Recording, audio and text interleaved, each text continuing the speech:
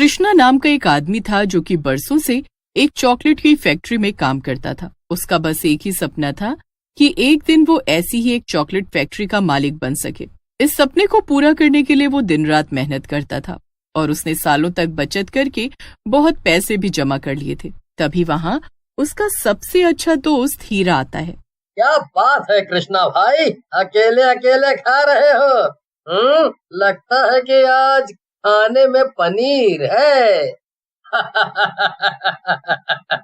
अरे नहीं मेरे दोस्त, पनीर होता तो तुझे भी जरूर खिलाता।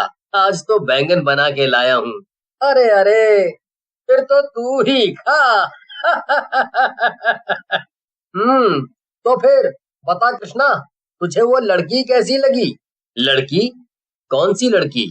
क्या इसका मतलब कि फिर से तू मेरी बताई हुई लड़की से मिलने नहीं गया? तू बार बार ऐसा क्यों करता है यार? मैं और तेरी भाभी कितनी मुश्किलों से तेरे लिए लड़कियां ढूंढ कर लाते हैं और उनसे तेरी मीटिंग फिक्स करवाते हैं, लेकिन तू कभी समय पर पहुंचता ही नहीं है, बात खराब कर देता है। अरे तुझे शादी से इतनी भी क्या दुश्मनी है भाई? अरे अच्छा अच्छा, अब मैं समझा। अरे मैं सच में कल गया था उस लड़की से मिलने, लेकिन वो जा चुकी थी। हाँ, तो तू 7 बजे का बोलकर 10 बजे जाएगा तो कोई भी लड़की वहाँ तेरा इंतजार थोड़ी करेगी। अब इसमें मेरी क्या गलती है भाई? मैं फैक्ट्री का काम खत्म करके ही तो जाऊंगा ना। मेरे भाई इस बात को समझ, तू इस फैक्ट्री में काम करता है, यहाँ का मालिक नहीं है, इसलिए मालिक जितनी चिंता मत कर इस फैक्ट्री की। अरे आज मालिक नहीं हूँ, लेकिन अगर अच्छे से काम नहीं करूंगा तो कभी मालिक भी नहीं बन पाऊंगा मेरे दोस्त। और लगन से काम करूंगा, सब कुछ अच्छे से सीखूंगा, तभी तो आगे अपनी फैक्ट्री संभाल पाऊंगा ना। अपनी खुद की फैक्ट्री खोलने का सपना कृष्णा के दिल में इतना पक्का था कि उसे उसके आगे कुछ नजर ही नहीं आता था। वो शादी करने के तो एकदम सख्त खिलाफ था। लेकिन तभी उसकी मुलाकात मृदुला से होती है। दरअसल हीरा और उसकी पत्नी चंदा की सालगिरह थी और वहीं पर मृदुला भी आई थी। वो चंदा की सहेली थी। कृष्णा तो बस उसे एकटक देखते ही रह गया। कृष्णा थोड़ा सकपकाते हुए कहता है, क्या बात है कृष्णा भाई, तुम तो किसी को देखने में बड़ा व्यस्त नजर आ रहे हो। लगता है कि अब शादी करने का इरादा बन रहा है।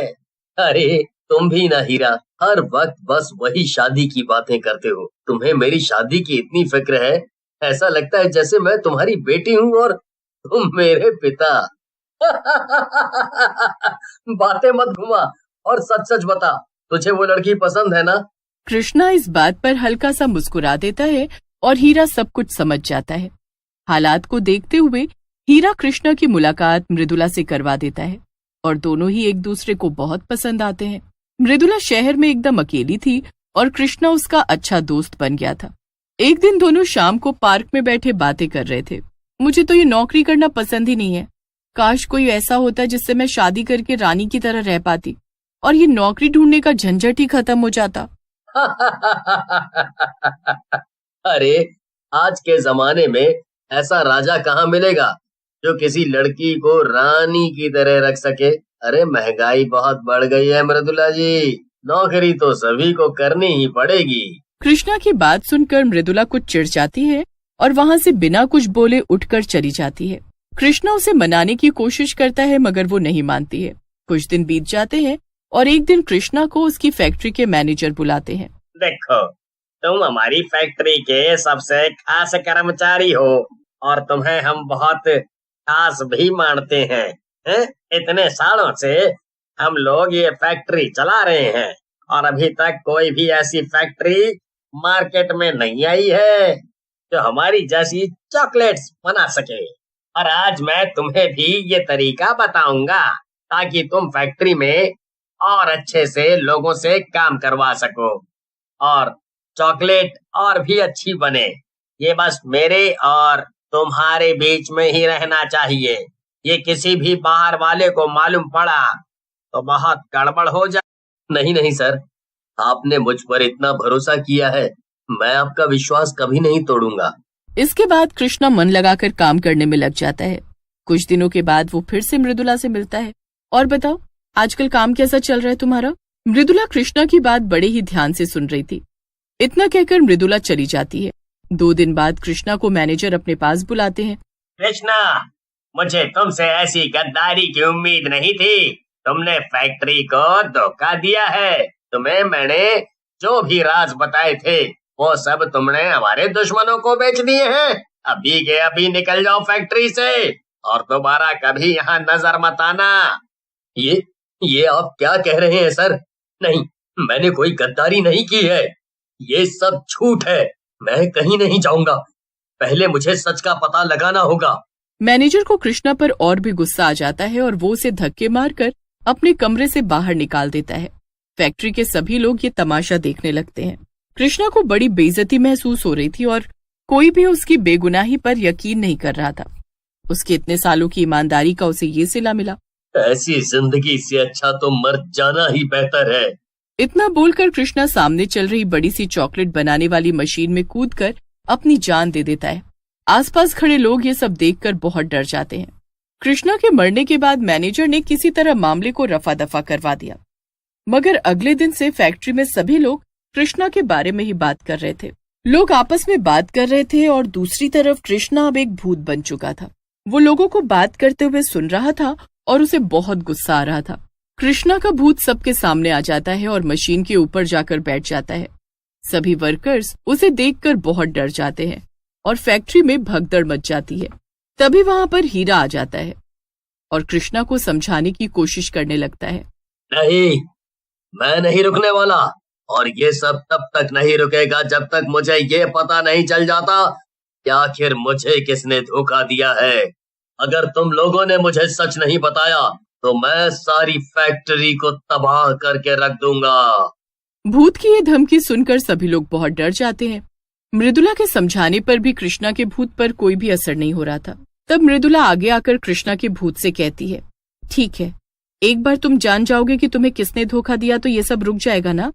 रुक जाएगा, पर पहले मुझे उस धोखेबाज का नाम बताओ।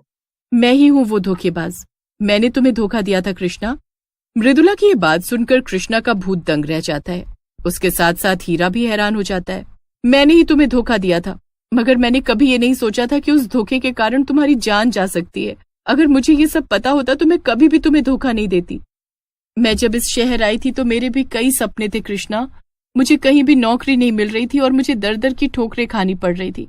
फिर मुझे तुम मिले। मैं सच कह रही हूँ, मुझे तुम बहुत अच्छे लगे, लेकिन मेरे लिए प्यार से ज्यादा जरूरी पैसे कमाना था। फिर मुझे मिस्टर मेहरा की फैक्ट्री में नौकरी मिल गई और मुझे पता चला कि वो इस फैक्ट्री के सबसे बड़े दुश्मन है। मैंने इसी बात का फायदा उठाया और इस फैक्ट्री के सारे राज उन्हें बता दिए, और यहाँ के सारे राज तो मुझे तुमने ही बताए थे। इससे मुझे बहुत सारे पैसे मिले, मगर मैं सच कह रही हूँ, मुझे जरा सा भी अंदाजा नहीं था कि तुम अपनी जान ही दे दोगे। जरा सी बात, तेरे लिए वो सब जरा सी बात थी। मेरा स्वाभिमान, मेरा सपना, ये सब तेरे लिए जरा सी बात थी। बेवफा औरत, तूने मेरे साथ इतना बड़ा धोखा किया। इतना कहकर कृष्णा का भूत गुस्से में मृदुला की गर्दन पकड़कर उसे सीधा चॉकलेट बनाने वाली बड़ी बड़ी मशीनों में फेंक देता है। मृदुला की फौरन मशीन में कटकर मौत हो जाती है। ये देखकर वहां खड़े सभी लोग बहुत डर जाते हैं। ये तूने क्या किया कृष्णा? तो और क्या करता मैं हीरा, तूने सुना नहीं क्या? उसने मुझे धोखा दिया था और उसी के कारण मेरी जान भी गई। उसके धोखे की वजह से ही मैं भूत बनकर भटक रहा था। हाँ कृष्णा, उसने तेरे साथ गलत तो किया था, लेकिन अब क्या होगा तेरा? कुछ नहीं, अब मुझे मुक्ति मिल जाएगी दोस्त। अब मैं चलता हूँ, तू अपना और भाभी का ध्यान रखना। इतना कहकर कृष्णा का भूत गायब हो जाता है और फैक्ट्री में सब कुछ पहले जैसा हो जाता है। हीरा को अक्सर अपने दोस्त की बहुत याद आती थी।